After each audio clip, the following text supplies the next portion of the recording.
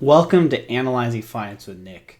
This video is a special episode that is a recording of my speech that I did at the last meetup of the 2025 Analyzing Finance with Nick tour in San Diego. In that speech, I talk about the economics of grit, and it goes a little bit of a different direction than my typical videos in terms of the application of it.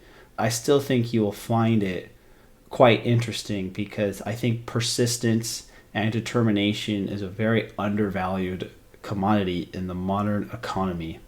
If you are interested in coming to an event in the future, we're not doing any more this year, but 2026 is going to have a bigger and more expansive world tour. We are going to have up to 2 events in each city. One is going to be like our standard meetups, like you'll see in this video, where myself and maybe a guest will present a speech and open up to Q&A. And I'll also have curated experiences, either like a high-end dinner or some unique attraction to that city with a smaller group of people. If you're interested in any of those, feel free to vote in the survey and the link in the description or in the pinned comment to help me pick which cities to go.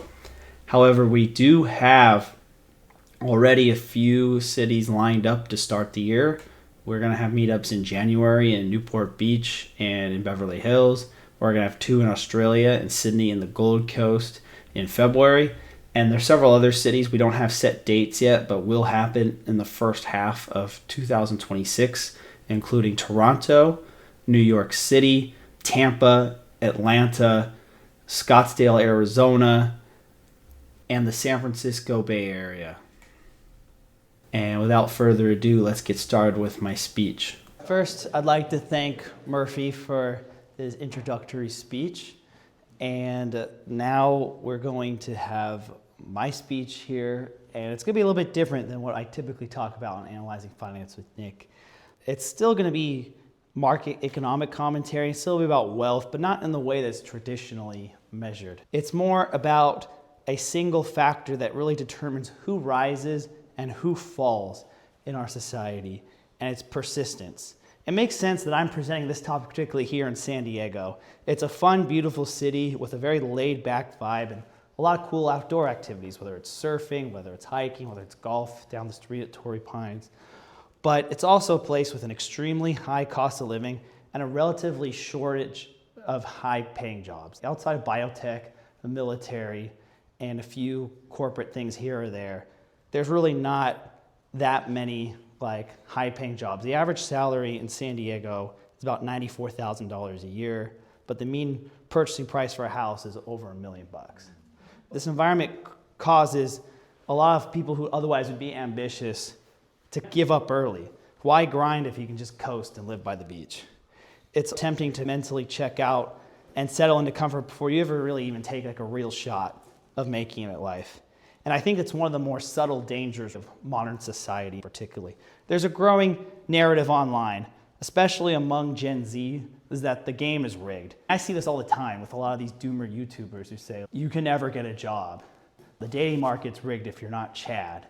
You can't ever buy a house. You can never live in a city that is worthwhile. You can't finish school because your degree will be worthless by the time you graduate and it's not worth the cost. And this goes on, and AI, and also with Murphy's speech, AI is going to eat your jobs or replace everything you do anyway, so what's the point? And politicians are corrupt, institutions are broken, whatever. And the collusion that all these people always pitch, both on social media world, and I'm already starting to see it creep in real life a little bit, is why even try? The quiet quitting meme started as a workplace cynicism, but it's kind of metastasized into something a little bit darker, just like quitting on life. Not literally, but in the sense of a soft surrender, giving up on goals, ambition, family, growth, just kind of chilling, enjoying the decline and waiting for some political savior to press a social reset button. And so let me be honest, this isn't really new. Every generation has kind of hit a wall. I'm a millennial, and half the people I went to high school and college with flamed out fairly quickly. It's the same with the Gen X and the boomers. There's just different names for them. For boomers, we call them hippies, and for Gen X, we call them slackers, but it's really kind of the same thing. But what's new is how early are people quitting. They're often quitting before they even really get started. A 2023 survey showed that fewer than 15% of Americans are working in a career that they actually find fulfilling. Another study showed that 90% of people stay in jobs longer than they would like, not really out of loyalty, but because they don't believe change is possible. When we flip the coin, there's really another point that data really is saying here. About 8.8% of individuals, or about, depending on how you calculate it, 12 to 15% of households in America have a net worth of over $1 million USD. When you strip out home equity and focus on financial assets, it drops to about 10 to 12%. But here's what's remarkable. That tracks almost in line perfectly with the percentage of people who don't abandon their long-term financial and professional goals by the time they turn 40. Most people quit, and a small percentage don't. Over the decades, that persistence compounds into wealth, freedom, and impact. People aren't losers because they're inherently bad people or they fail. It's because they quit. There's a good book I recommend reading about this. It's called Grit by Angela Duckworth, and she made this point mathematically, a formula that basically says talent times effort equals skill, and skill times effort equals achievement. And the key thing here is that effort counts twice. And it's not just some kind of frantic Gary Vee, hustle Instagram influencer selling type of thing. It means sustained, deliberate effort in the long haul, something that actually matters to you and you're inspired to wake up early in the morning to do. And grit doesn't just matter psychologically, it matters economically. Research from Duckworth and her colleagues show that grit predicts higher GPA, greater employee retention, higher long-term achievement, even after controlling for IQ and social class. So all the effects of the scale beyond individuals. Longitudinal data studies suggest that sustained goal-directed effort correlates with higher income, more stable employment, and greater upward mobility over time. And these are all academically cited, and for those who are watching this on YouTube, I will have citations in the description for your guys' convenience instead of me just listing random academic surveys here live. From a macroeconomist perspective, economists really describe this return to experience curve as workers persist in their field, they accumulate domain-specific capital, skills, and trust networks, and that yields increasing returns over time. Behavioral economists like Ernst Furr have showed that future orientation, or the willingness to persist for long-delayed rewards, strongly predicts national outcomes in terms of productivity growth and the percentage of the population that decides to pursue some sort of entrepreneurial venture, and the success of those entrepreneurial ventures. In short, grit compounds, and that compounding, whether financial, cognitive, or reputational, explains persistence, the secret denominator, both in personal wealth and collective prosperity. We see this in the world itself. The countries that tend to have the most grit and persistence are the ones that are at the top. When you think of countries of reputation where people don't give up and persist and take risk, that's the United States, and that's a lot of the prosperous East Asian countries. Whereas the countries that are kind of known for giving up and quitting relatively quickly, like the former Soviet Union, Western Europe, and Latin America, have much different outcomes, especially over the last 25 years. Innovation is more dependent on intellectual capital and development and software and things that are more cognitively based than physical, mechanically based. And let me just put some context really in my own life. I was born with a damaged nerve in my right shoulder, so my arm never really bends straight fully. So I never really had a chance when it comes to sports.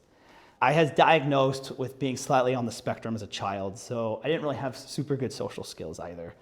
And I struggled with a lot of other things in my youth, including a lot of rejections from my top university choices, getting shut out of Wall Street because I didn't go to a target school, and also the GFC hitting right when I was about in the peak of my college career.